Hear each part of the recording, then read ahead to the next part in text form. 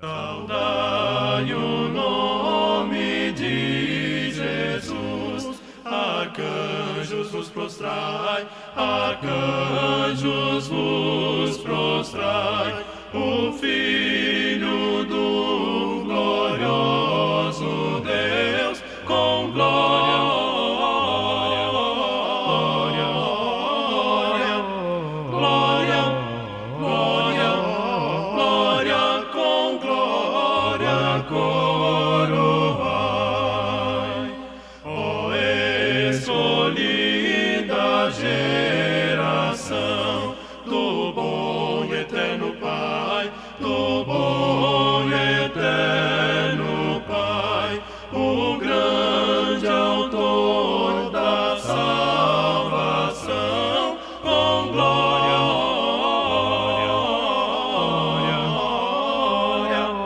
glória, glória, glória, com glória coroai.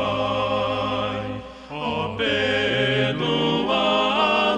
por Jesus, alegres adorai, alegres adorai, o Deus de paz, o Deus de luz, com glória,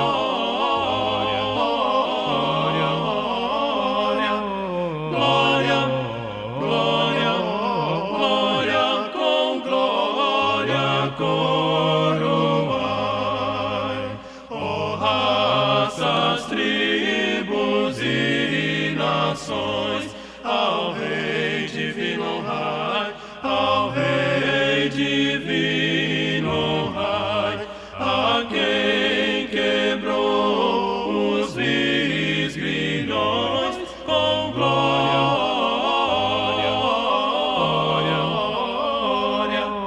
glória, glória, glória, com glória coroai.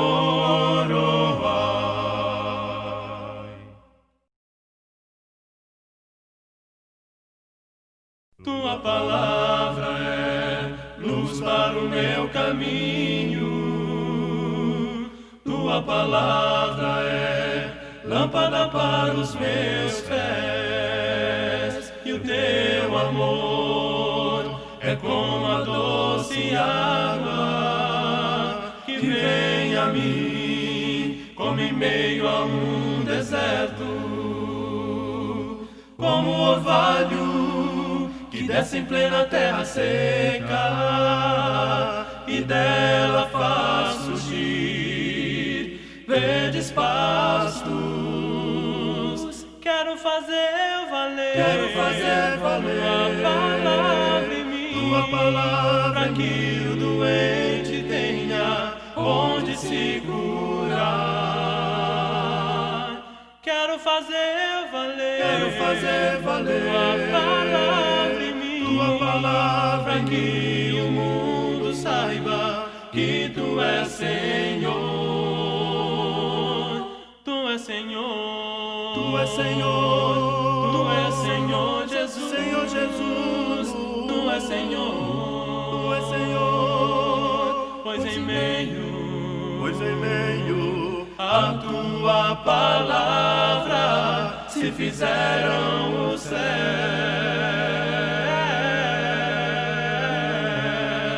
e o brilho do sol se fez reinar em meio às trevas. Quero fazer valer tua palavra em mim, tua palavra, para que o doente tenha onde se curar. Quero fazer valer tua palavra em mim, tua palavra, para que o mundo saiba que tu és Senhor, tu és Senhor, tu és Senhor, tu és Senhor Jesus, Senhor Jesus, tu és Senhor, tu és Senhor, tu és Senhor.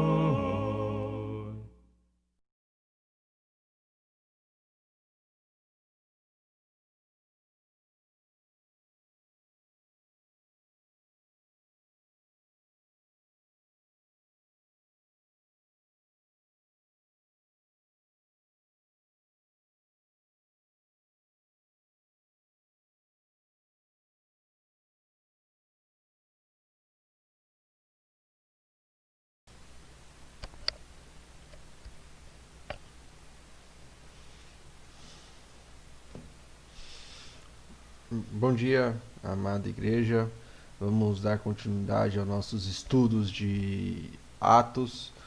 Hoje uma passagem longa, né? 3 capítulos, mas nos meus estudos não consegui separar esses 3 capítulos, porque eu gostaria de trabalhar essas 3 personalidades, essas 3 pessoas em um único estudo, né? O estudo de Félix, Festo e Agripa II, né? Félix e Festo sendo governadores da Judéia e governadores da Judéia e Agripa o rei, né? O rei da Judéia.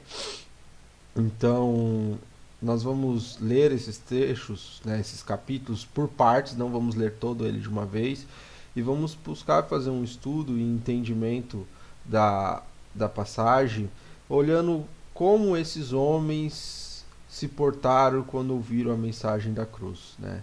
E tentar fazer aplicações para nós. O primeiro que vai ter o contato com desses 3 homens, o primeiro que terá o contato com a palavra de Deus, com o ensino do caminho sobre a morte e a ressurreição de Jesus Cristo, vai ser Félix. Após Félix, também Félix vai ter que voltar provavelmente para Roma para fazer um relatório das suas ações aqui na Judéia. E depois vem Festo. Festo também vai ter o contato com a palavra, e em seguida Festo vai passar o conhecimento que ele teve sobre a palavra de Deus e o caminho de Jesus Cristo para Agripa. Bom, vamos fazer uma breve recapitulação do que aconteceu até o momento, né? Até o momento, Paulo agora está preso, né? Ele está preso em Cesareia. Cesareia, que a princípio ela vai ficar nessa região aqui, ó. Se você olhar pelo mapa, você vai ver que Cesareia ela vai estar aqui, certo? Ali próximo de Samaria, né? E Jerusalém aqui. Essa viagem normalmente se dá em 2 dias, né? Mas quando você tem uma grande comboio, uma grande pessoa, grande multidão indo, né? Ele pode levar 5 dias, mas normalmente a pé, né? Lembrando que viagem a pé. De Jerusalém a Cesareia era uma viagem que se levava 2 dias. Então sabemos que Paulo está preso, né? Paulo está preso em Cesareia. Paulo não sai mais de Cesareia. E Paulo não saindo mais de Cesareia, o seu julgamento vai acontecer ali. Os judeus, nós vamos ver nessa passagem que os judeus vão tentar novamente pedir para que Festo leve ele para Jerusalém, com a intenção de matá-lo, né? Mas Paulo, sabendo da sua nova missão dada por Deus de pregar o evangelho em Roma, recusa isso e apela a César, né? Só um romano poderia apelar a César para ter o seu julgamento levado a César. Sendo assim, fazendo esse breve resumo do que aconteceu, Paulo preso em Cesareia. Paulo vai ficar aí no mínimo 2 anos em Cesareia. Preso em Cesareia, ele vai ser dali de Cesareia enviado para Roma. Mas nesse momento que ele esteve em Cesareia, ele não perdeu a oportunidade, mesmo estando preso, de pregar o evangelho a estes homens, grandes líderes, vamos assim dizer, né, governadores da Judéia e rei da Judéia Agripa. Bom, fazendo a leitura primeira, vamos abrir aí em Atos, né? Atos capítulo 24. Atos capítulo 24, e vamos fazer o primeiro trecho da leitura. Não vou fazer hoje tantas abordagens sobre o contexto para buscar mais as aplicações. Vamos lá. Leia comigo. 5 dias depois, o sumo sacerdote Ananias desceu a Cesareia com alguns dos líderes dos judeus e um advogado chamado Tértulo, os quais apresentaram ao governador as suas acusações contra Paulo. Quando Paulo foi chamado, Tértulo apresentou a sua causa a Félix. Temos desfrutado de um longo período de paz durante o teu governo, e o teu providente cuidado resultou em reformas nesta nação. Em tudo e em toda parte, excelentíssimo Félix, reconhecemos este benefício com profunda gratidão. Todavia, a fim de não tomar-te mais tempo, peço-te o favor de ouvir-nos apenas por um pouco. Verificamos que este homem é um perturbador, que promove tumultos entre os judeus pelo mundo todo. Ele é o principal cabeça da seita dos nazarenos, e tentou até mesmo profanar o templo. Então, o prendemos e quisemos julgá-lo segundo a nossa lei. Mas o comandante Lísias interveio. e com muita força o arrebatou de nossas mãos e ordenou que os seus acusadores se apresentassem. Se tu mesmo interrogares, poderás verificar a verdade a respeito de todas estas acusações que estamos fazendo contra ele. Os judeus confirmaram a acusação, garantindo que as afirmações eram verdadeiras. Quando o governador lhe deu sinal para que falasse, Paulo declarou: sei que há muitos anos tenho sido juiz nesta nação, por isso, de bom grado, faço minha defesa. Facilmente poderás verificar que há menos de 12 dias subi a Jerusalém para adorar a Deus. Mas acusadores não me encontraram discutindo com ninguém no templo, nem incitando uma multidão nas sinagogas ou em qualquer outro lugar na cidade. Nem tampouco podem provar-te as acusações que agora estão levantando contra mim. Confesso-te, porém, que adoro a Deus do nosso antepassado como seguidor do caminho, e que chamam de seita. Creio em tudo que concorda com a lei e no que está escrito nos profetas, e tenho em Deus a mesma esperança desses homens, de que haverá ressurreição, tanto dos justos como dos injustos. Por isso procuro sempre conservar minha consciência limpa de Deus e dos homens. Esse primeiro trecho nós temos a acusação e defesa, né? A acusação e defesa de Tértulo e a acusação de Tértulo e a defesa de Paulo. Nessas acusações, uma leve leitura, no poder executivo estava a mão de julgar e governar, não era diferente do nosso país, né, que os três poderes eram separados. Então o Tértulo era governador e juiz também. Ele tinha uma cúpula de juiz, né, que convocava, Tértulo não, Félix, perdão, e então ele julgava na mão. Na mão dele ficava o poder de julgar e o poder de governar. Existia na época o Senado romano, mas ele já era muito muito fraco, porque com o imperador ele começou cada vez a ter mais poder sobre todas as coisas. Mas o Senado romano poderia criar leis e também gerar alguma espécie de julgamento. Mas o poder estava todo no imperador, e o imperador dava esses poderes também aos seus governadores. Então Tértulo começa a fazer suas acusações, né? E aí Tértulo, sendo um advogado, ele faz o que é de praxe naquela época. Você primeiro tinha que louvar e elogiar o juiz para depois fazer a sua acusação. Tértulo faz isso, elogia, né? Félix provavelmente foi a pessoa que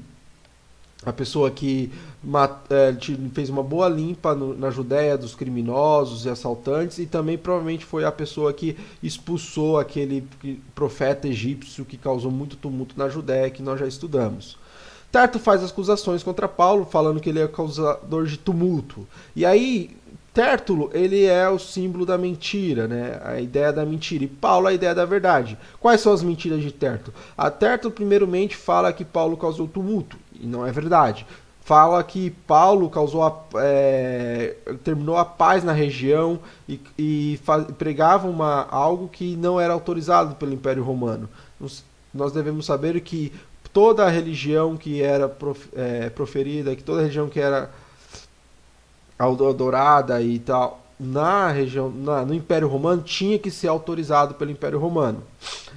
E o caminho, ele falava que era uma seita totalmente nova, que também é uma mentira, não é uma seita totalmente nova, que não era autorizado pelo Império Romano. E Paulo falou, não. O que eu creio é nos profetas do Velho Testamento. Faz parte da religião autorizada pelo Império Romano de Deus, nosso Deus, que cumpriu as profecias dos profetas trazendo Jesus. Então não é uma seita, é o cumprimento das profecias de tudo aquilo que os judeus criam. Então, nós temos essa visão de mentira e verdade. Também devemos ter a ideia que, então, não é uma seita, logo, é um caminho. E este caminho é o que Paulo apresenta aqui neste trecho que acabamos de ler.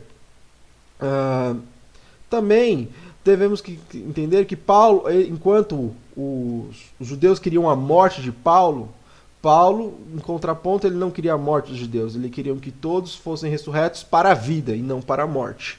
Então Paulo pregava numa ressurreição para estar junto com o Pai. Mas o mais importante é ver qual foi a postura de Félix nessa situação. Voltando para o trecho, vamos voltar para o trecho e continuar a leitura, e vamos ver como Félix se porta nessa situação. Vamos continuar lendo no versículo 16. Por isso procuro sempre conservar minha consciência limpa de Deus e dos homens. Depois de estar ausente por vários anos, vim a Jerusalém para trazer esmolas ao meu povo e apresentar as ofertas. Enquanto fazia isso, já seriamente puro, encontraram-me no templo, sem envolver em nenhum ajuntamento ou tumulto. Mas há alguns judeus da província da Ásia que deveriam estar aqui diante de ti e apresentar acusações, se é que tem algo contra mim. Ou os que aqui se acham deveriam declarar que crime encontraram em mim quando fui levado perante o Sinédrio. Nenhum crime foi encontrado perante Paulo, a não ser que tenha sido este. Quando me apresentei a eles, bradei, por causa da ressurreição dos mortos, nós estudamos isso, né? Por causa da ressurreição dos mortos, estou sendo julgado hoje diante de vocês. Quando ele fez aquela defesa para colocar os saduceus contra os fariseus. E agora vem o ponto. Então Félix, que tinha bom conhecimento do caminho, a esposa dele era judia, adiou a causa e disse: quando chegar o comandante Lísia, decidirei o caso de vocês. Por que ele adia a causa? Ele adia a causa porque ele também queria a simpatia dos judeus.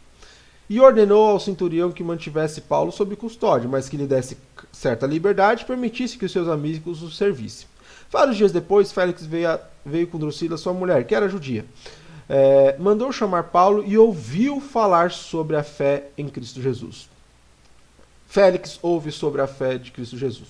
Quando Paulo se pôs a discorrer acerca da justiça, do domínio próprio e do juízo vindouro, Félix teve medo e disse: basta, por enquanto pode sair. Quando achar conveniente, mandarei chamá-lo de novo. Ao mesmo tempo, esperava que Paulo lhe oferecesse algum dinheiro, pelo que mandava buscá-lo frequentemente e conversar com ele. Passados 2 anos, Félix foi sucedido por Festo, que é a nossa próxima personalidade, pessoa que vamos estudar. Todavia, porque desejava manter a simpatia dos judeus, Félix deixou Paulo na prisão. Félix ouviu sobre a verdade. E qual foi a ação dele? Ele tinha conhecimento já sobre o caminho, né? Os eventos que aconteceram na época de Jesus eram um evento ainda e sobre as pessoas que seguiam o caminho era conhecido praticamente por todos na região da Judéia. E ele, sendo julgador, foi confrontado sobre a justiça e falado através da fé em Cristo e sobre o juízo vindouro de Deus para os que não aceitam a Cristo. E qual foi a ação da Félix? Félix teve medo da palavra. Por que ele teve medo? Félix, e alguns estudiosos falam, não era um dos melhores governadores. Suas ações não eram todas de total correta, não era um homem justo em sua totalidade. Então, Félix teve medo. E em vez de se arrepender, o quê? Ele foge da verdade. Ele falou: não quero ouvir mais a verdade. E mantém Paulo preso para ter a simpatia dos judeus. Ele se apegou às riquezas do mundo. Como que Félix se apega às riquezas do mundo? Ele se apegou às riquezas do mundo porque ele estava esperando uma espécie de suborno, que nós podemos ver ali na passagem que acabamos de ler. E então ele ficava chamando Paulo para ver se Paulo oferecia algum dinheiro. E por que talvez Félix tinha essa noção de que talvez Paulo tivesse um dinheiro? Talvez ele teria conhecimento das ofertas que ele trouxe em toda a região da Grécia e da Macedônia e da Ásia Menor ali. Trouxeram essa... Quando Paulo traz todas essas ofertas para os irmãos da Judéia, ele acreditava que provavelmente Paulo ainda tinha o poder desse dinheiro. Mas Paulo não trouxe esse dinheiro para ele trouxe esse dinheiro para ajudar os irmãos da Judéia. Então, em Paulo muito menos ia oferecer suborno a Félix. E aí termina a história de Félix, ele sai, né? E Félix manteve Paulo e a verdade presos para manter a sua posição. Não aceitou essa verdade. E aí entramos agora com Festo, né? No capítulo 25. Vamos fazer a leitura e ver como que Festo ele age perante ouvir a verdade. E lembrando, irmãos, que o número do celular está aí. Se você quiser fazer algum comentário, alguma pergunta, é só mandar um áudio ou um texto para este número que a gente pode responder hoje, no dia 21/6, se você estiver ao vivo comigo. Vamos lá. 25:1. 3 dias depois de chegar à província, Festo subiu da Cesareia para a Judéia. Então você já falando, é outro governador. Onde os chefes sacerdotes judeus mais importantes compareceram diante dele, apresentando acusações contra Paulo. Pediram a Festo o favor de transferir Paulo para Jerusalém, contra os interesses do próprio Paulo, pois estavam preparando uma emboscada para matá-lo no caminho. Festo respondeu: Paulo está preso em Cesareia e eu mesmo vou para lá em breve. Só fazendo um lembrete, os governadores da Judéia não ficavam em Jerusalém. Eles iam a Jerusalém muito, mas o seu palácio, o seu local fixo era em Cesareia. Eu mesmo vou para lá em breve. Desçam comigo alguns dos seus líderes e apresentem ali as acusações que tem contra este homem, se realmente ele fez algo errado. Tendo passado com ele 8 a 10 dias, desceu para Cesareia e no dia seguinte convocou o tribunal e ordenou que Paulo fosse trazido perante ele. Quando Paulo apareceu, os judeus que tinham chegado de Jerusalém se aglomeraram ao seu redor, fazendo contra eles muitas e graves acusações, que não podiam provar. Então Paulo fez a sua defesa. Nada fiz de errado contra a lei dos judeus, contra o templo ou contra César. Festo, querendo prestar um favor aos judeus, perguntou a Paulo: Você está disposto a ir a Jerusalém e ali ser julgado diante de mim acerca dessas acusações? Paulo respondeu: Estou agora diante do tribunal de César, onde devo ser julgado, por ser romano. Não fiz nenhum mal aos judeus, como bem sabes. Se de fato sou culpado de ter feito algo que mereça a pena de morte, não me recuso a morrer. Só fazendo um comentário. Roma tinha bloqueado muitos direitos dos judeus de julgar. E o principal bloqueado é que os judeus não podiam julgar nada que desse pena de morte, exceto se algum gentil entrasse no templo de Deus. Era a única pena de morte que os judeus poderiam aplicar perante o Império Romano, que o Império Romano bloqueava os demais direitos de pena de morte. Então os judeus só podiam julgar em pena de morte se eu entrasse no templo. Por isso que eles inventaram essa falsa acusação de que Paulo levou um gentil a entrar no templo, né? Para que assim eles pudessem, com autorização do Império Romano, matá-lo. Vamos lá. Continuando. Paulo respondeu: Estou diante do tribunal de César, onde devo ser julgado. Não fiz nenhum mal aos judeus, como bem sabes. Se de fato sou culpado de ter feito algo que mereça pena de morte, não me recuso a morrer. Mas se acusações feitas contra mim por esses judeus não são verdadeiras, ninguém tem o direito de entregar a ele. Apelo para César. Depois de ter consultado seus conselheiros, Festo declarou: Você apelou para César irá. Então nós temos agora a posição de Festo. Festo ainda também quis agradar. Festo também quis agradar os judeus. E como que Festo age nessa situação? Judeus ainda pretendem matar a morte de Paulo, planejam matar de Paulo. Vão suas acusações sem provas, e Festo aparentemente tem consciência que as acusações dele não têm prova, mas Festo respeita a decisão de Paulo. Respeita por quê? Porque a decisão de Paulo era: olha, eu quero ficar aqui e apelo a César. E ele ouve os seus conselheiros, então falou: então a César você irá. Festo compartilha o caso com Agripa. Ele não julga sozinho, mas ele, quando recebe a visita de Agripa, compartilha o caso com ele. Festo tem um ponto positivo: ele mantém a ordem do julgamento e busca solucionar a lide. Ele fala: olha, não vou tardar, nós vamos ler mais à frente, não vou tardar de julgar esse caso. Eu tenho interesse em resolver esse litígio, né, esse lide com Paulo. Então nós podemos ver que Festo é bom, mas não o suficiente. E nós vamos saber por que ele não é suficiente. Agora, isso, continuando a leitura, frente ao rei Agripa. E aí talvez essa leitura seja um pouco mais longa. Voltando para a leitura, acompanhem comigo. Alguns dias depois, o rei Agripa, provavelmente eles acreditam que esse rei Agripa era judeu, e Berenice Agripa II. Aí Berenice chegaram a Cesareia para saudar Festo. Visto que estavam passando muitos dias ali, Festo explicou o caso de Paulo ao rei. Há aqui um homem que Félix deixou preso. Quando fui a Jerusalém, os chefes sacerdotes e os líderes judeus fizeram acusação contra ele, pedindo que fosse condenado. Eu lhes disse que não é costume romanos condenar ninguém antes que ele se defronte pessoalmente com seus acusadores e tenha a oportunidade de se defender das acusações que lhe fazem.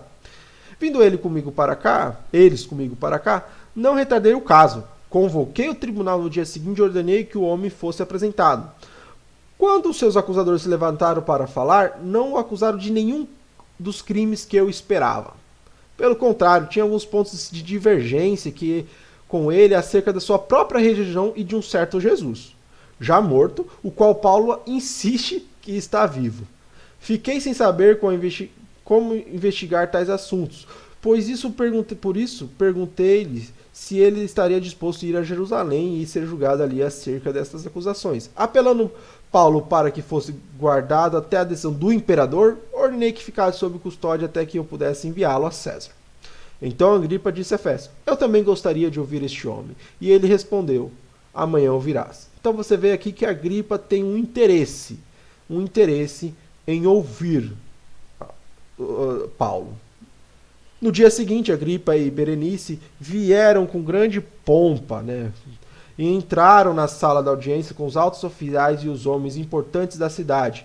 Por ordem de Festo, Paulo foi trazido. Então Festo disse: ó rei Agripa, e todos os senhores aqui presentes conosco, veja este homem. Toda a comunidade judaica me fez petições a respeito dele em Jerusalém e aqui em Cesareia, gritando com ele que ele não devia mais viver. Mas verifiquei que ele nada fez que mereça pena de morte. Todavia, porque apelou para o imperador, decidi enviá-lo a Roma. No entanto, não tenho nada definido a respeito dele para escrever a sua majestade. Por isso eu trouxe diante dos senhores, especialmente diante de ti, rei Agripa, de forma que, feita esta investigação, eu tenha algo para escrever, pois não me parece razoável enviar um preso sem especificar a acusação contra ele. Capítulo 26 agora, e nosso último capítulo, para nós encerrarmos o estudo. Então Agripa disse a Paulo: você tem permissão para falar em sua defesa. Então o rei Agripa dá permissão a Paulo se defender. A seguir, Paulo fez um sinal com a mão e começou a sua defesa. Rei Agripa, considero-me feliz por poder estar hoje em tua presença, para fazer a minha defesa contra todas as acusações dos judeus. E agora aqui eu vou fazer uma leitura mais rápida, mas Paulo começa a contar a sua história. E especialmente porque está bem familiarizado com todos os costumes e controvérsias dele. Portanto, peço que me ouça pacientemente. Todos os judeus sabem que tenho vivido desde pequeno, tanto em minha terra natal como em Jerusalém. Eles me conhecem há muito tempo e podem testemunhar, se quiserem, que, como fariseu, vivi de acordo com as seitas mais severas da nossa religião. Agora estou sendo julgado por causa da minha esperança no que Deus prometeu aos nossos antepassados. Então você vê aqui que Paulo fala: olha, eu não é uma religião nova, eu tenho a esperança do que Deus nos prometeu nessa religião judaica, que é o quê? A ressurreição dos mortos e estar junto ao Pai. Esta é a promessa que as nossas 12 tribos esperam que se cumpra, cultuando a Deus com fervor, dia e noite. E por causa dessa esperança, ó rei, que estou sendo acusado pelos judeus. Por que os senhores acham impossível que Deus ressuscite os mortos? Então você vê que ele começa a provocar, provavelmente Agripa também era judeu, falar: olha, vocês não acreditam no poder de Deus de ressuscitar os mortos? Eu também estava convencido de que deveria fazer todo o possível para me opor ao nome de Jesus, o Nazareno. Então ele está contando aqui do passado dele.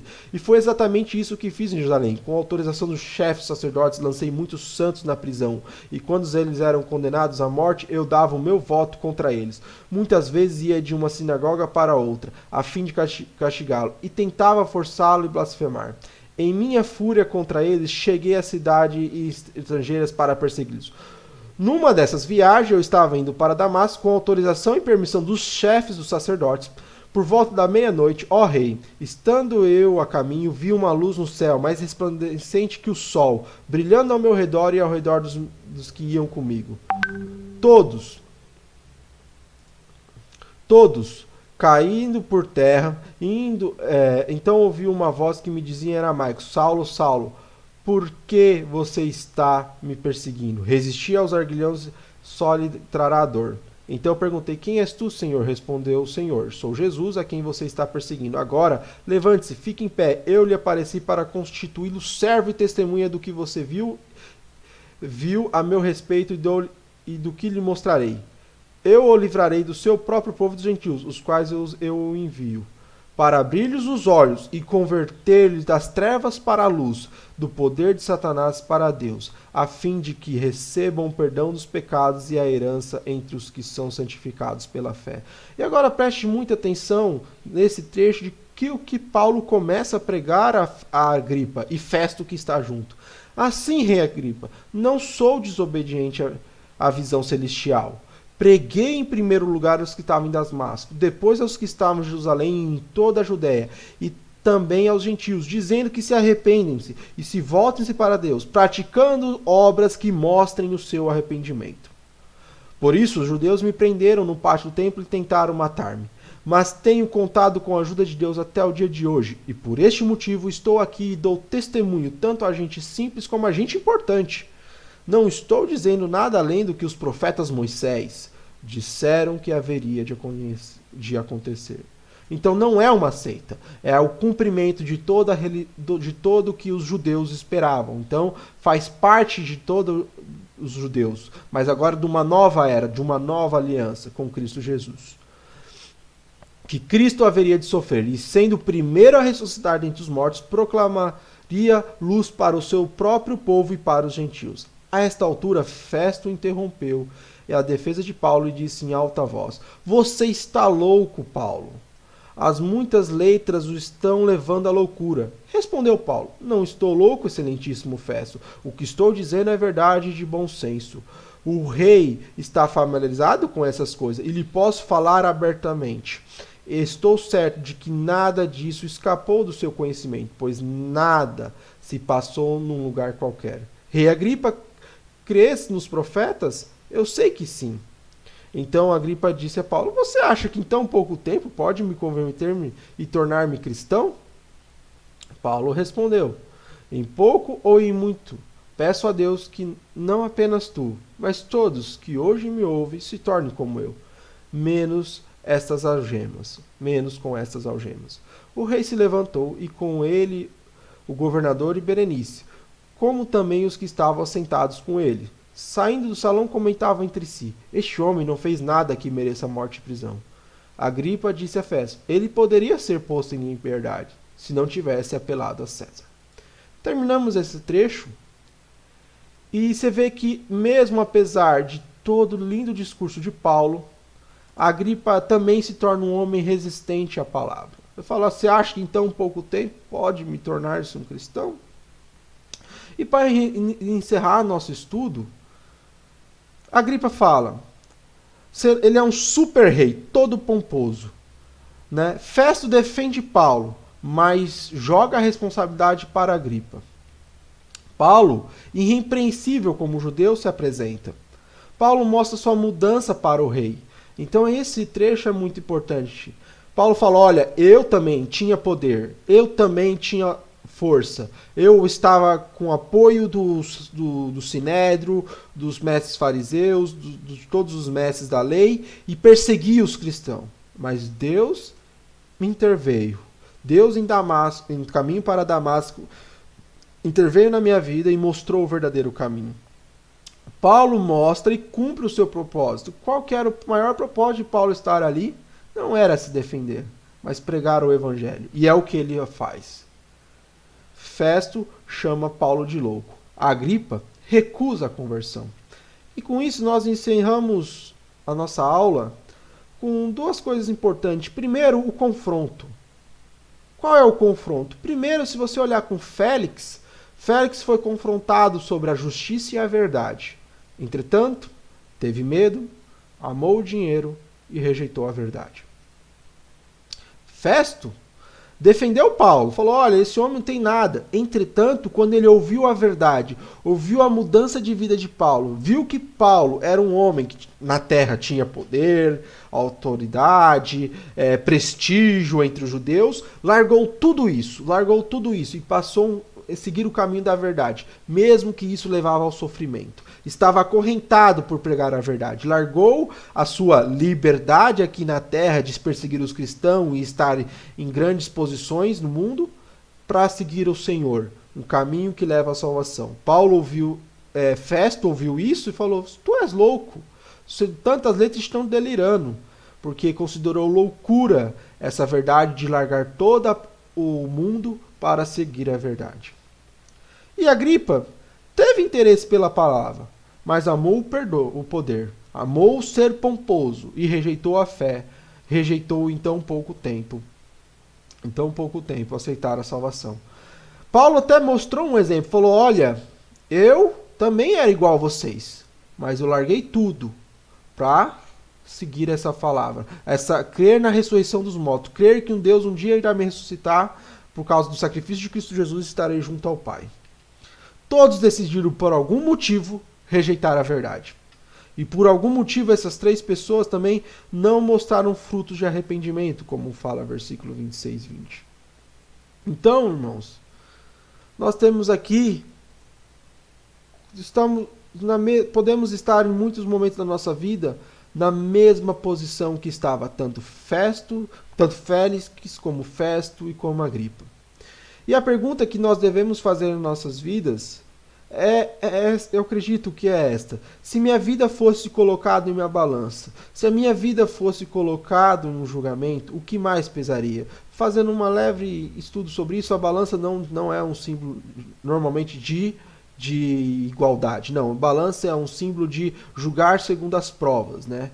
E aí o lado que mais pesa é o lado que prevalece e é julgado. Então, se a minha vida fosse colocado uma balança, e será um dia colocado uma balança, o que mais pesaria?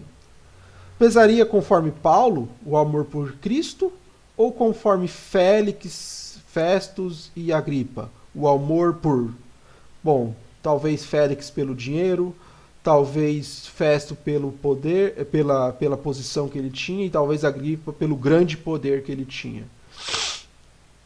Nós devemos levar isso conosco. Eu quis trazer esses 3 trechos porque Paulo ensina a esses 3 homens que nada pode nos pesar mais do que o amor por Cristo. Se sua vida fosse colocada em uma balança, qual lado pesaria mais? Qual lado dessas 2 situações pesaria mais? Então, o amor por Cristo ou o amor por alguma coisa? E eu deixo essa passagem que Paulo colocou aqui.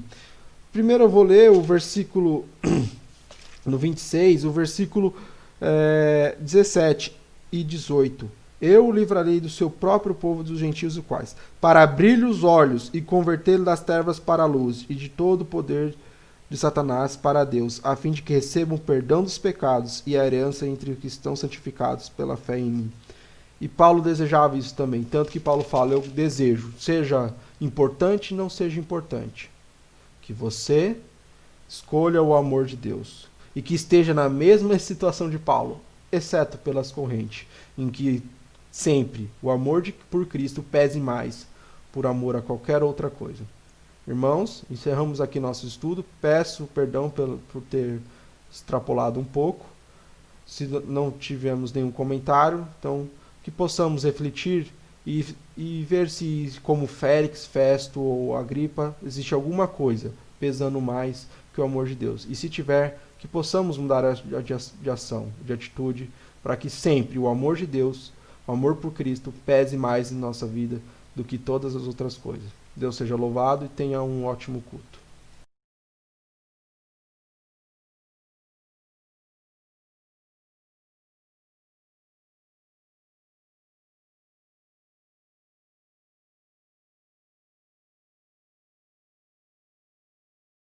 Sob tua palavra o universo inteiro se formou, planetas, sóis, estrelas, luas incontáveis. Formaste um homem e a mulher dentro de um jardim, e ao pecarem descobriram teu perdão.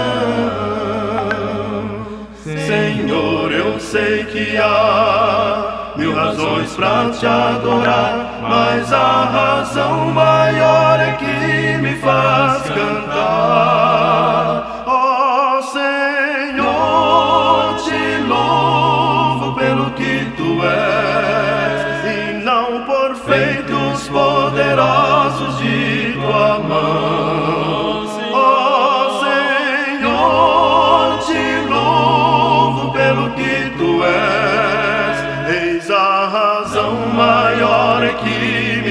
faz cantar por tudo que tu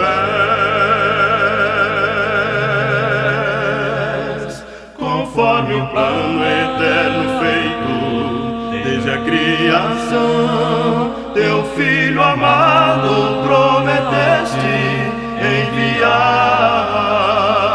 Cristo por ti e por mim sofreu até a morte, morreu na cruz, sublime amor, salvou um pecador.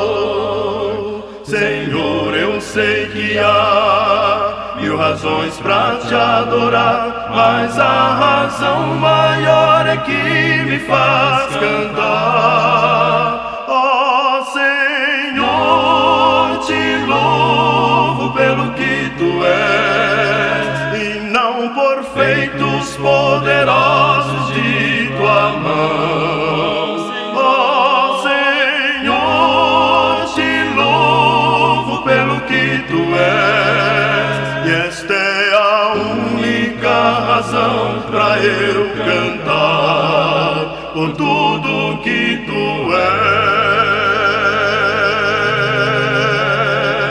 por tudo que tu és, por tudo que tu és.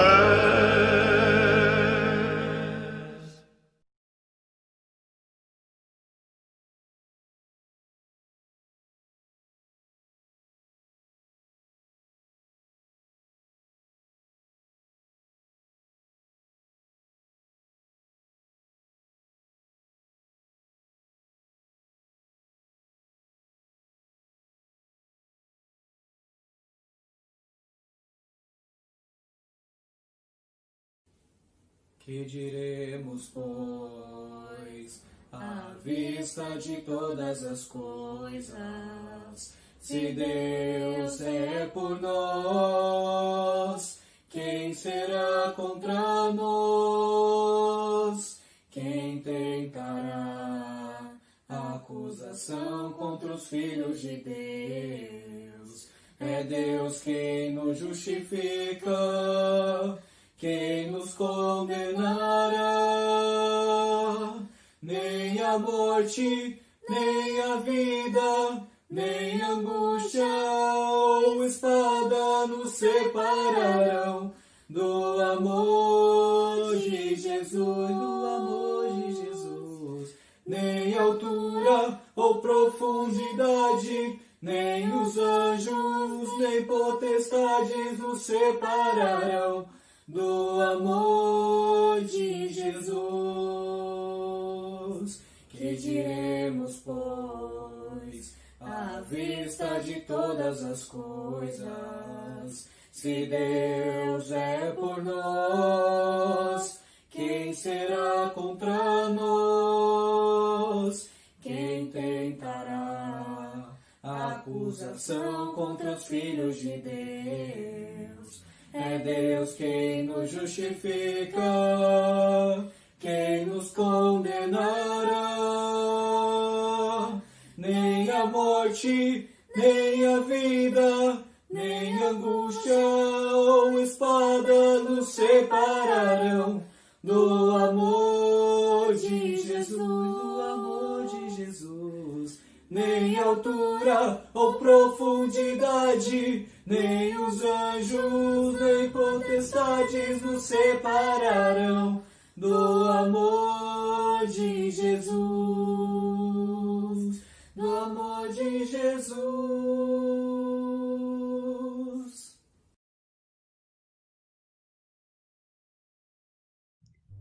Olá, amados irmãos em Cristo Jesus. Estamos reunidos num só Espírito para continuar adorando o nosso Deus nesse primeiro dia da semana. Estamos reunidos aqui para agradecer as muitas bênçãos que o Senhor nos tem dado.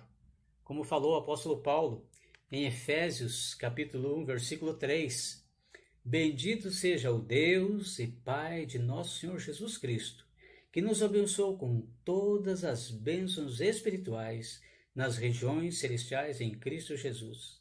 antes da fundação do mundo. Deus nos escolheu nele para sermos santos e irrepreensíveis diante dele em amor. Antes mesmo de Deus criar o mundo, o universo e todas as coisas, ele já tinha um plano. E nesse plano, através do sacrifício de Jesus, de ter a sua igreja, a sua família, da qual nós fazemos parte. E agora, no primeiro dia da semana, nos reunimos para adorar nosso Deus. Vamos orar. Bendito seja nosso Deus e nosso Pai.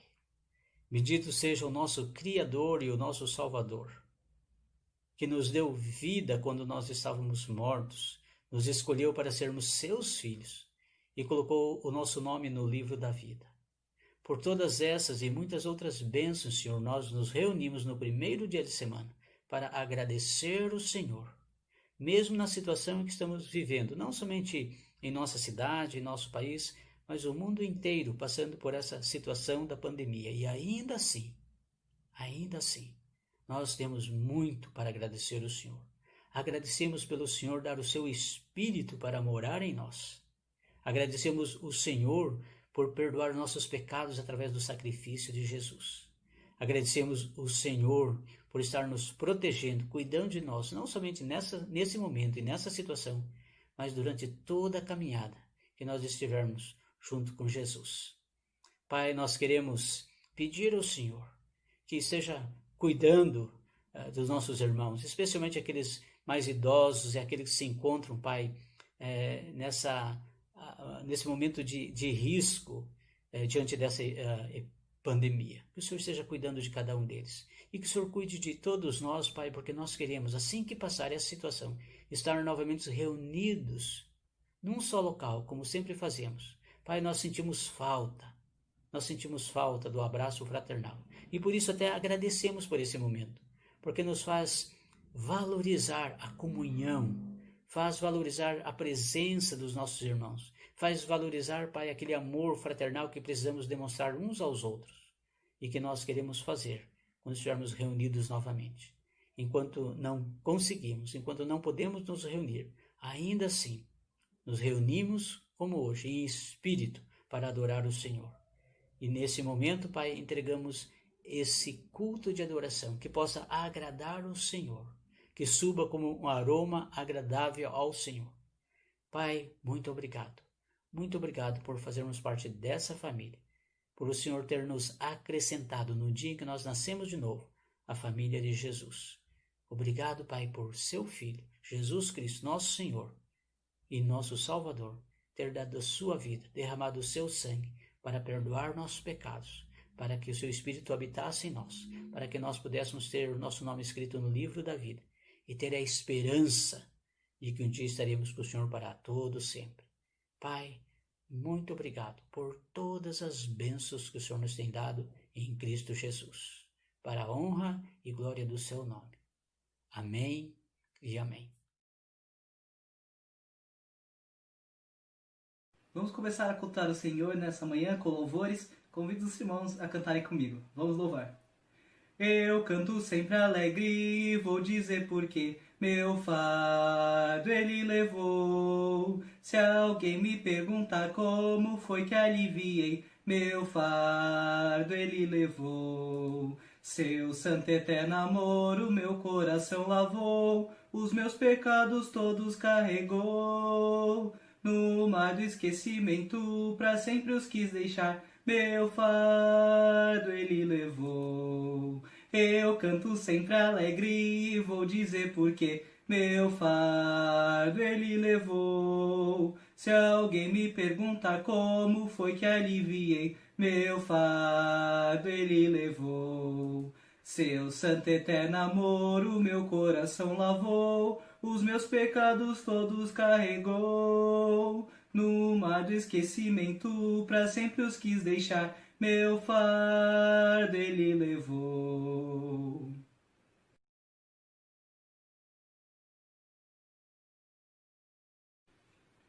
Eu sou ovelha e tu meu pastor, sempre a me vigiar. Teus olhos me seguem pra onde eu for, está sempre a me cuidar. E quando venta, és meu abrigo, e quando triste estou, meu conforto tu és. E quando vem o leão, tu me dás a vitória, está sempre a me vigiar. Somos teus filhos e tu nosso Pai, sempre a nos vigiar.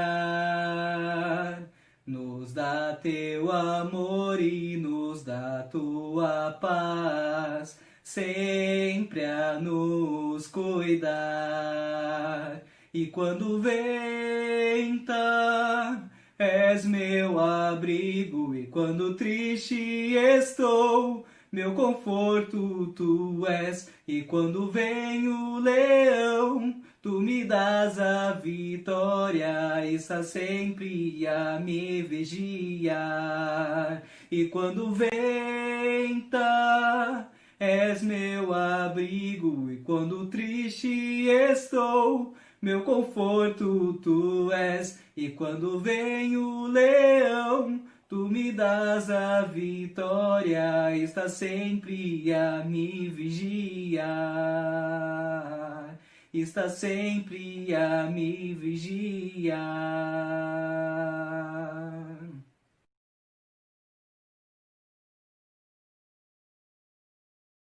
Em preparação para a ceia, vamos cantar mais um hino e vamos refletir sobre as palavras que falam nesse hino, sobre como Jesus verteu o seu sangue para salvar nós como pecadores. Vamos louvar.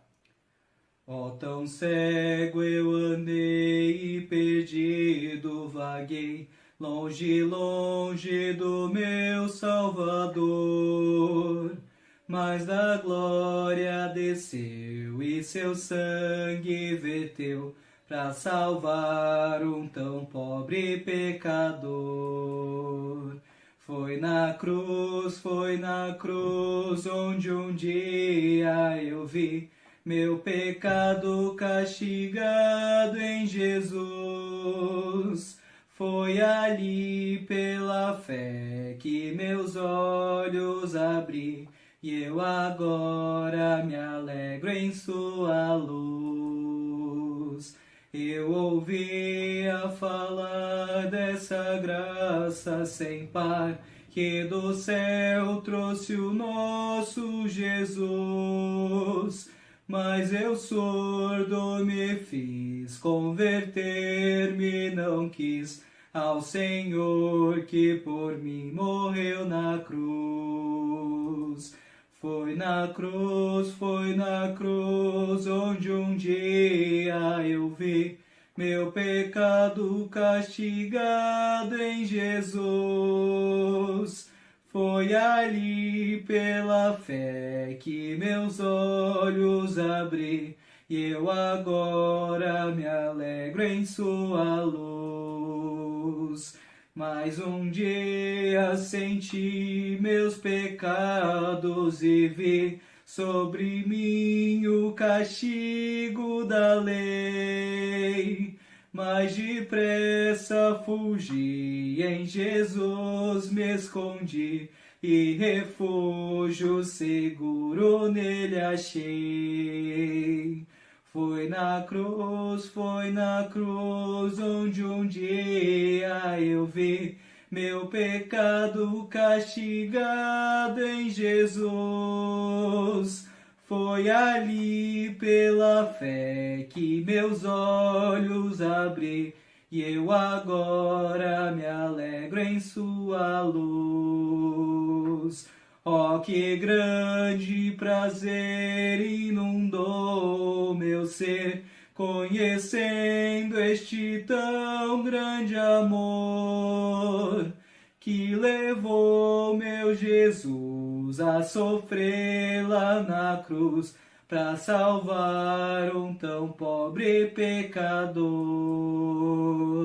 Foi na cruz, onde um dia eu vi meu pecado castigado em Jesus.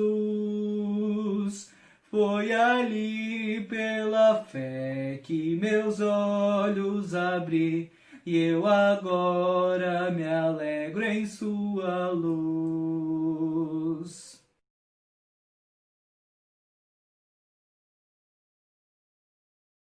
Que a graça e a paz do nosso Senhor Jesus Cristo esteja com todos os irmãos nesse primeiro dia da semana em que nós reunimos para louvar, adorar e prestar culto de adoração a Deus. Neste momento nós vamos fazer uma leitura para nós participar da ceia do Senhor. Vamos ler o capítulo 9 de Hebreus. Vou começar a leitura no versículo 11. Diz assim: Cristo, porém, tendo vindo como sumo sacerdote dos bens já realizados por meio de um maior e mais perfeito tabernáculo, não feito por mãos, isto é, não desta criação, e não por meio de sangue de bodes e bezerros, mas pelo sangue próprio, pelo seu próprio sangue, entrou no Santo dos Santos uma vez por todas, havendo obtido uma eterna redenção. E a aspersão do sangue de bodes e de touros e da cinza de uma novilha santificava os contaminados, quanto à purificação da carne, quanto mais o sangue de Cristo, que pelo Espírito Eterno se ofereceu a si mesmo imaculado a Deus, purificar nossa consciência das obras mortas para servirmos ao Deus vivo. Por isso ele é o mediador de uma nova aliança, para que, intervindo a morte para a remissão dos pecados que havia sobre a primeira aliança, o chamado recebesse a promessa da herança eterna. Onde há testamento, necessário é que intervenha a morte do testador, porque um testamento só é confirmado onde houve morte, ou terá ele algum valor enquanto o testador vive? É por isso que nem a primeira aliança foi consagrada sem sangue. Então, meus irmãos, diante de Jesus Cristo, que ele entrou no Santo dos Santos e ofereceu uma vez por todas em sacrifício, ele entregou a sua vida em sacrifício para nos perdoar os pecados, para nos dar remissão dos nossos pecados, que na época do Velho Testamento, na lei, os judeus eles tinham que ir uma vez por ano ao tabernáculo, os sacerdotes, sacrificar animais para que seus pecados fossem perdoados. Isso era a lei física, mas agora a lei espiritual, Jesus Cristo é um sumo sacerdote, ele é o mediador de uma nova aliança. E através do seu sacrifício, do seu corpo na cruz e do seu sangue derramado, nós temos uma redenção do nosso pecado. Só ele pode nos purificar. Nós estamos continuamente vivendo em Cristo, não largando o pecado, não vivendo mais como o mundo, mas santificado. Nossa consciência limpa vai nos purificar e Jesus Cristo vai nos perdoar. Então sempre lembramos desse sacrifício, dessa graça de ter a redenção do nosso pecado por Jesus Cristo e ter a salvação, quando nós continuamos firmes nas promessas de Deus, que Ele vai vir nos resgatar. Então, neste momento, vamos orar pelo pão que simboliza o corpo de Jesus que foi dado na cruz por Ele. Oremos pelo pão. Ó nosso Deus e Criador, agradecemos por esse momento que vamos participar desse pão em memória de Jesus Cristo, que deu o seu corpo, o corpo que foi entregue por uma nova aliança, onde que nós temos o perdão dos nossos pecados, que Ele nos perdoa, e sempre vamos lembrar, fazer esse momento tão sublime de adoração, lembrando que Jesus Cristo é o Cordeiro de Deus, que tirou o pecado do mundo e entregou a sua vida, Ele morreu. Então nós estamos anunciando neste momento a morte do Senhor. Então nosso Deus e Criador abençoe esse suco da videira,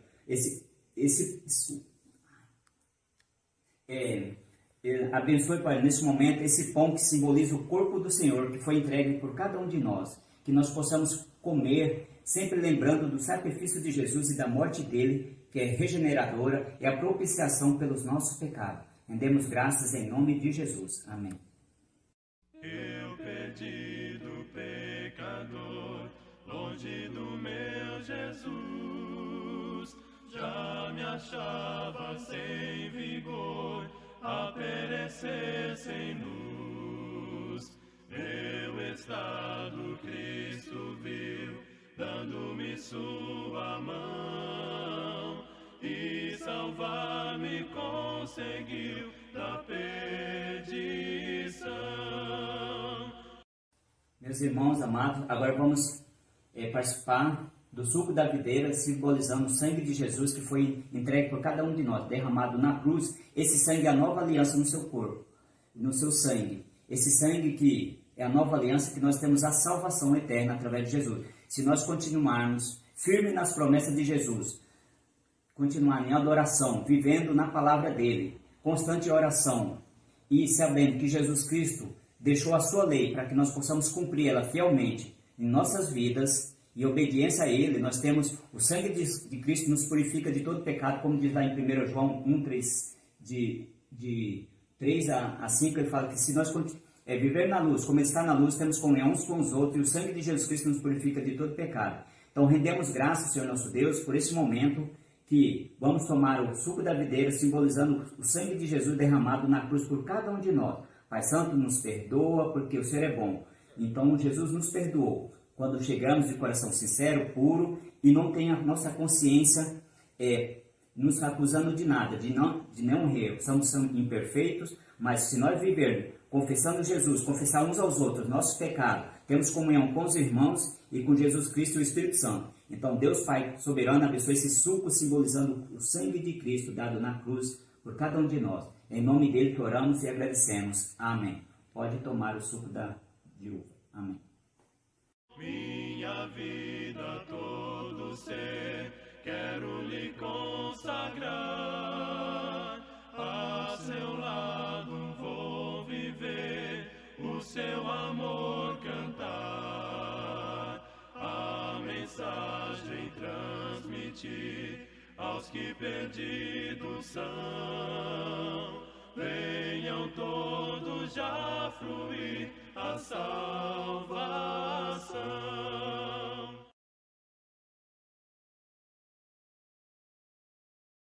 Boa noite, meus irmãos, tudo bem? Pensado em pedir, por exemplo, também lá, né, no começo, no início, quando o homem pecou, Deus já tinha um plano com o Senhor Jesus Cristo para que pudesse salvar toda a humanidade.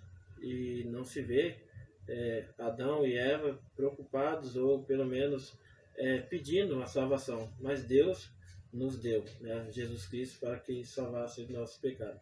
Jesus também na cruz do Calvário, né, quando ele estava lá crucificado, né, a ponto de morrer, ele olhou para aqueles que estavam ali, né, fazendo tudo de errado, crucificando, cuspindo, batendo nele, e disse ao Pai: Pai, perdoe-lhes, porque eles não sabem o que fazem. Me fala se tem alguma menção na Escritura de que alguém ali estava pedindo perdão a Deus. Mas Jesus fez isso.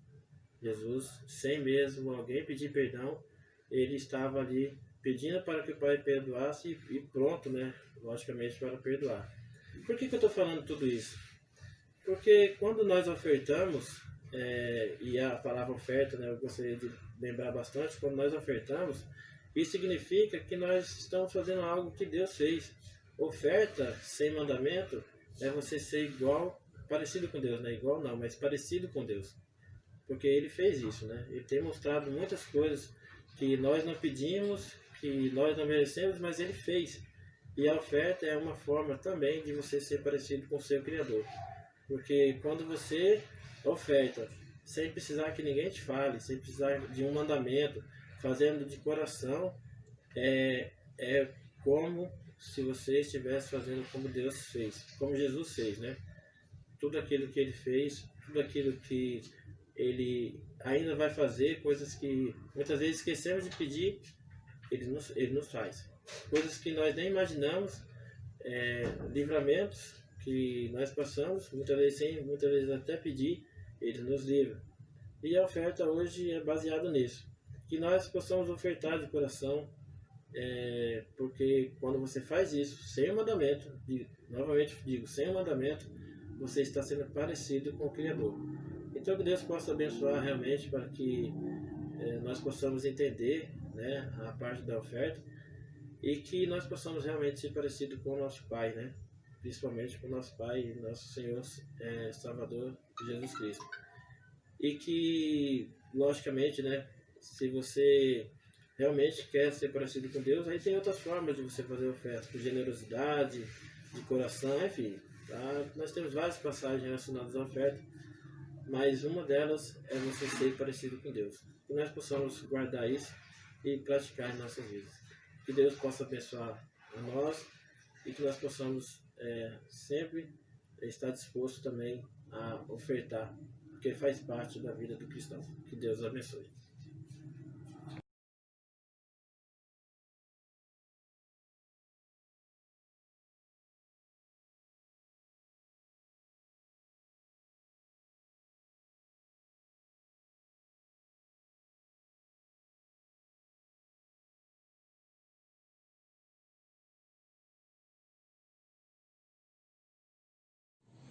Olá, queridos irmãos. Gostaria de falar para vocês hoje sobre esperança. Aonde nós temos alicerçado a nossa esperança. Infelizmente, nós estamos passando por um período muito difícil. A pandemia tem causado quase um colapso no sistema de saúde.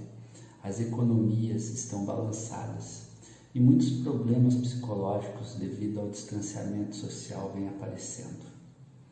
Infelizmente, nesses momentos, a gente tende a perder a esperança.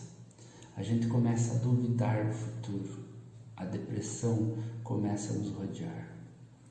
Nesses momentos, então, a gente começa a buscar algo palpável para nos apegar, algo palpável para alicerçar a nossa esperança. Muitas vezes é um medicamento, muitas vezes a esperança no fechamento do comércio, na restrição da convivência social. Mas infelizmente essas coisas têm se mostrado falíveis. E quando isso começa a ruir, nós tendemos a voltar a ficar desesperançosos. A tristeza começa a nos rondar. Diante disso, nós precisamos repensar onde está a nossa esperança. Nós precisamos alicerçar a nossa esperança em algo incorruptível. A Bíblia ela nos dá inúmeros exemplos de pessoas que alicerçaram a fé em algo incorruptível. A Bíblia também nos dá diferentes faces da palavra esperança. Hoje eu gostaria de abordar pelo menos 3 dessas faces. Eu gostaria de começar com a história de Raabe. Raabe ela hospedou os 2 espias enviados por Josué para ver a terra, especialmente a terra de Jericó. Logo que o rei de Jericó ficou sabendo que os espias hebreus estavam lá, ele queria capturá-los, mas Raabe os escondeu. Raabe foi bondosa com eles. Vamos ler Josué capítulo 2, a partir do versículo 12. Jure-me pelo Senhor que assim como eu fui bondosa com vocês, vocês também serão bondosos com a minha família. Dei-me um sinal seguro de que pouparão a vida do meu pai, da minha mãe, dos meus irmãos, das minhas irmãs e de tudo que lhes pertence. Livre-nos da morte. Versículo 14. As nossas vidas pelas de vocês, os homens lhes garantiam. Se você não contar o que estamos fazendo, nós a trataremos com bondade e fidelidade quando o Senhor nos der a terra. Versículo 17. Os homens lhes disseram: estaremos livres do juramento que você nos levou a fazer, se quando entrarmos na terra, você não tiver amarrado este cordão vermelho na janela pela qual nos ajudou a descer. E se não tiver trazido para a sua casa o seu pai e a sua mãe e os seus irmãos e toda a sua família. Então, aqui nós vemos Raabe fazendo um acordo com os espias. Esse sinal que ela precisava deixar na janela era um cordão vermelho. Ele representaria que aquela casa não poderia ser destruída e nem morto quem estivesse lá dentro. A palavra no hebraico para cordão é tikvah. E ela também tem um outro significado. Ela significa olhar esperançosamente em uma direção particular. Então, o cordão vermelho, ele tem esse significado de salvação, assim como o sangue do cordeiro nos umbrais das casas. Então, tendo esse sinal, o anjo da morte e da destruição pouparia aquela casa e quem estivesse ali. Raabe alicerçou a fé dela, alicerçou a esperança dela em Deus. E assim ela foi salva. O nosso segundo exemplo de pessoas que alicerçaram corretamente a sua fé está na história de Noé. Noé aguardou firmemente durante muito tempo dentro da arca. Ele, por alguns momentos, eu acredito, possa ter ficado entristecido, que a sua esperança até pudesse ter sido abalada, mas ele se manteve firme. Ele acreditava e confiava que ele pisaria em terra seca, ele e a família dele. Se nós lermos Gênesis capítulo 8, versículo 10, e esperou ainda outros 7 dias e tornou a enviar a pomba fora da arca. Versículo 12, esperou ainda outros 7 dias e de novo soltou a pomba, mas dessa vez ela não voltou. A palavra que se repete aqui, esperou, no hebraico, é yachal. Ela tem o mesmo significado que permanecer confiante, esperar pacientemente. Então, Noé alicerçou sua esperança na fé. Se lermos Hebreus capítulo 11, versículo 7, a palavra de Deus diz que pela fé, Noé, quando avisado a respeito das coisas que ainda não se viam, movido por santo temor, construiu uma arca para salvar sua família. Por meio da fé, ele condenou o mundo e tornou-se herdeiro da justiça, que é segundo a fé. Ele alicerçou a fé dele corretamente. O terceiro sentido da palavra esperança, nós vamos encontrar no Novo Testamento. Da primeira carta que Paulo escreveu para Timóteo, ele inicia a carta exortando e dando conselhos práticos para que a saúde da igreja fosse preservada. Mas é interessante que logo no primeiro versículo ele diz o seguinte: Paulo, apóstolo de Cristo Jesus, por ordem de Deus, nosso Salvador, e de Cristo Jesus, a nossa esperança. Aqui a palavra usada é uma palavra grega que tem o sentido de permanecer confiante em uma promessa. É a palavra elpis. Então, nós cristãos temos esperança no futuro, na redenção futura, porque Jesus Cristo lá no passado comprou a nossa salvação na cruz. Sem Cristo, essa certeza seria impossível. Nossa fé, nossa esperança, então, está alicerçada nele. Atos capítulo 4, versículo 12, diz o seguinte: em nenhum outro há salvação, porque também debaixo do céu nenhum outro nome há, dado entre os homens, pelo qual devemos ser salvos. Nossa fé, nossa esperança está na atitude redentora de Jesus Cristo por cada um de nós. Então, nós podemos aprender com essas 3 faces da palavra esperança. Nós sabemos que nada grande se alcança sem que antes nós valorizamos e colocamos nossa fé e nossa esperança em Deus. Raabe, ela tikvá, olhou esperançosamente e livrou a ela e toda a sua família da morte. Noé, yachal, ele esperou confiantemente. E ele fez toda a diferença na geração dele. Paulo chama a Cristo de nossa esperança. Usa a palavra elpis, pois nele temos a expectativa confiante da eterna salvação. Então, diante disso, nós entendemos que a esperança cristã está alicerçada na salvação através de Jesus Cristo. Entretanto, sabendo disso, nós não podemos nos tornar alheios a toda a situação que está acontecendo agora. Pelo contrário, nós precisamos enxergar tudo o que está acontecendo com mais lucidez e criticidade. Nós precisamos entender, à luz das Escrituras, o que está acontecendo. Nós precisamos ser críticos também à luz das Escrituras para entender essa situação e podermos nos posicionar. Nós precisamos nos libertar da ansiedade. A palavra de Deus nos permite isso.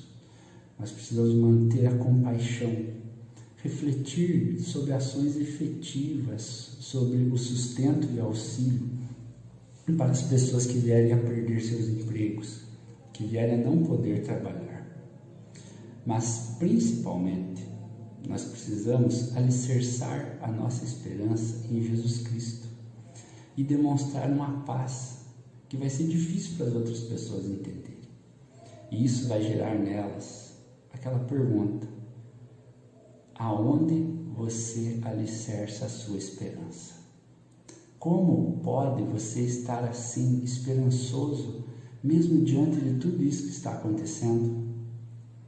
Essa dúvida pode abrir um leque de oportunidades para pregar o Evangelho, um leque de oportunidade para demonstrar para essas pessoas que elas podem alicerçar a esperança delas em algo incorruptível e não serem tomadas pelo medo, pela desesperança, pela depressão. Precisamos nos manter no nosso caminho e no nosso foco, alicerçando nossa esperança em Jesus Cristo. Que Deus os abençoe. E chegamos a mais um final do culto de adoração ao Senhor, nesse primeiro dia da semana, que vamos ter agora a nossa oração final e também os pedidos e agradecimentos, que vai ter aqui do lado. Podemos orar pelos nossos irmãos, que vocês também orem individual na sua casa e por cada irmão, e que possamos ter uma boa semana e que seja muito abençoado no Senhor, e estaremos de novo no domingo, na próxima semana, adorando ao Senhor até que Ele volte. Vamos orar, meus irmãos. Oremos. Obrigado, meu Deus, por mais um dia de vida, Senhor. Muito obrigado por todas as graças e bênçãos que o Senhor tem nos dado. E também abençoe todas aquelas dificuldades que estamos tendo, Senhor. Que o Senhor possa nos proteger e nos abençoar para que possamos ter um bom momento de vida. Que seja tudo em honra e glória ao Senhor. Muito obrigado por esse culto de adoração que tenha sido do seu agrado, que tenha chegado com um aroma suave a Ti, meu Deus. Continue abençoando cada irmão, aqueles que estão juntos nas suas casas e aqueles que, infelizmente, no momento estão sozinhos, mas que possamos agir com a família, Senhor, que possamos estar juntos, unidos em oração, meu Deus. Muito obrigado por tudo, em nome de Jesus, que eu te peço e agradeço, meu Senhor. Abençoe a nossa semana, em nome de Jesus, que eu te peço e agradeço. Amém. Senhor, eu não sou nada diante do teu poder, nem merecedor do teu imenso amor. Através do teu Filho tenho livre acesso a ti, que me fez chegar aos teus pés, me humilhar diante de ti. Deixa o teu rio passar em minha vida e curar minhas feridas, sarar as minhas dores. Livra-me, ó Deus, das cadeias que me prendem. Toca em minha alma, faz em mim o teu querer, Senhor. Senhor, eu não sou nada diante do teu poder, nem merecedor do teu imenso amor. Através do teu Filho tenho livre acesso a ti, que me fez chegar aos teus pés, me humilhar diante de ti.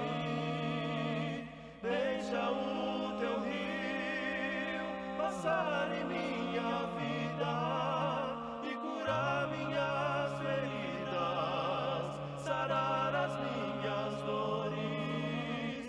Livra-me, ó Deus, das cadeias que me prendem. Toca em minha alma, faz em mim o teu querer, Senhor.